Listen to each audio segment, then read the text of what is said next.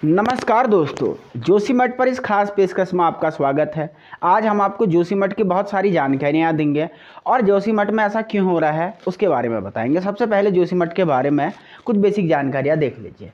दोस्तों, जोशीमठ की स्थापना आदिगुरु शंकराचार्य ने की थी। ये वही शंकराचार्य हैं जिन्होंने 820 ईस्वी में केदारनाथ में समाधि ली थी। केदारनाथ में इनकी मृत्यु हुई थी।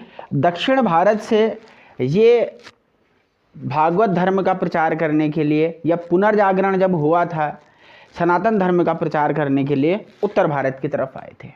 6080 मीटर इसकी ऊंचाई है। प्रायः वर्ष भर यहाँ ठंडा रहता है और शीतकाल में भारी बर्फबारी यहाँ पे देखी जाती है। इसके अलावा अगर इसकी हम बात करें तो धौली और विष्णु गंगा के संगम स्थल पर जोशीमठ स्थित है और यही दो नदियाँ वर्तमान समय में कैसे यहाँ के विनाश का कारण बनी हुई है थोड़ी देर में हम आपको बताएंगे। इसके अलावा यहाँ पे दर्शनीय स्थल औली का डांडा पर्वत, जहाँ पे कई सारे ट्रैकिंग वाले लोग आते हैं और यहाँ की छटाओं का लुत्फ लेते हैं। इसके अलावा अगर उत्तराखंड के इतिहास की बात करूँ तो कार्तिकेयपुर राजाओं की राजधानी से भी इसे कहीं ना कहीं जोड़ा जाता है। कार्तिकेयपुर राजाओं की प्रारंभिक राजधानी के रूप में इसे स्वीकार किया गया है।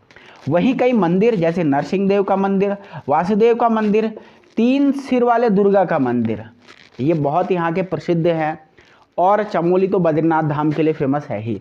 इसके अलावा टिम्मरसैंण की गुफा जो कि अपने आप में एक बहुत ही दर्शनीय स्थल है।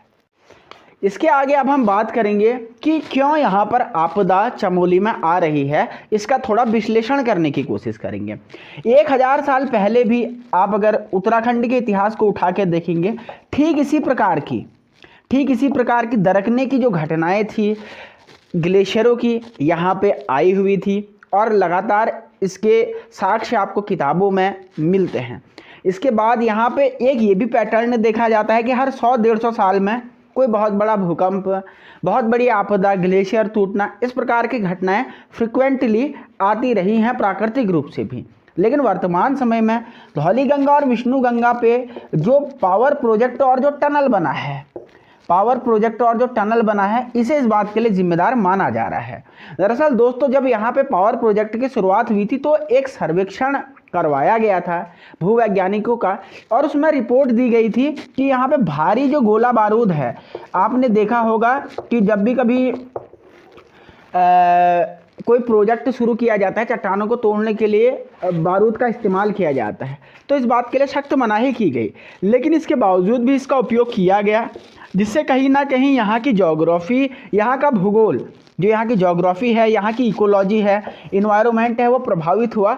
और अब इस प्रोजेक्ट के कारण कहीं ना कहीं यहाँ के लोगों को कीमत चुकानी पड़ रही है।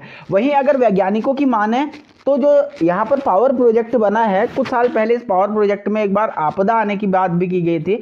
लेकिन पावर प्रोजेक्टों में एक हम कहते हैं कि द्रव दाब, हाइड्रोलिक प्रेशर लगता है, जहाँ पे भी पानी भारी मात्रा में इकट्ठा किया जाता है, जो कि भूकंप आने का कारण होता है, ऐसा भूवैज्ञानिकों का मानना है। तो उस द्रव दाब के उत्पन्न भूकंप के कारण यहाँ पर दरारें आ रही है, ये बात कहीं ना कहीं देखी जा रही है। दोस्तों, अगर आगे की राह देखें तो नैनीताल, जिसमें आपको दिन प्रतिदिन ऐसी घटनाएं देखने को मिलती रहती है, जहाँ पे कभी कोई दीवार खिसक गई, कोई कुछ हो गया, आप न्यूज़ में पढ़ते रहते होंगे। पिथौरागढ़, सौर घाटी, मुनस्यारी जिसे हम कहते हैं, वहाँ पे इस प्रकार की घटनाएं देखने को मिली हैं। मसूरी हो गया, लबासना है जहाँ पे। उत्तरकाशी की एक जगह है भटवाड़ी। ये मैं नहीं कह रहे, साइंटिस्टों ने, जैसे जोशीमठ में हुआ है, भविष्य में यहाँ पे भी चीज़ें हो सकती है। और एक अल्मोड़ा में भी है, वेन एलन बेल्ट, कसार देवी इसे कहते हैं, जो यहाँ पे भी इस प्रकार की घटनाएं होने की संभावना है। तो अगर आज हम जोशीमठ से ये सीख नहीं सीखे तो भविष्य में पूरे उत्तराखंड की, कहते हैं कि एक टाइम बॉम्ब पे हम लोग बैठ चुके हैं। और हमें ये तय करना होगा कि हमें विकास चाहिए कि प्रकृति के साथ मिलकर के सामंजस्य, क्योंकि हमारे यहाँ का नेचर ऐसा नहीं है कि हम मल्टीपल विकास को देख सकें। तो अंत में एक और अपील मैं यहाँ पे करना चाहूँगा आप सभी लोगों से, क्योंकि देखिए चमोली की आपदा किसी एक व्यक्ति की आपदा नहीं, ये पूरे मानवीय सभ्यता की आपदा है। और ऐसे में चीफ मिनिस्टर राहत कोष में, देखिए मैं आपको कोई अकाउंट नंबर नहीं दे रहा हूँ क्योंकि इसमें फ्रॉड होने की संभावना रहती है। गूगल खोलिए उत्तराखंड सरकार की वेबसाइट पे जाइए, धामी जी का एक मुख्यमंत्री राहत कोष होता है, उसमें अधिक से अधिक पूरे देशवासियों को डोनेशन करना चाहिए। हालांकि ये अपील तो मुख्यमंत्री साहब ने करनी चाहिए थी, लेकिन हम कर रहे हैं क्योंकि हमारे राज्य की बात है। तो आप लोगों को वीडियो कैसा लगा आप बताइएगा। चैनल पर पहली बार है तो सब्सक्राइब कीजिएगा और वीडियो पसंद आया हो तो शेयर कीजिएगा। बहुत बहुत नमस्कार।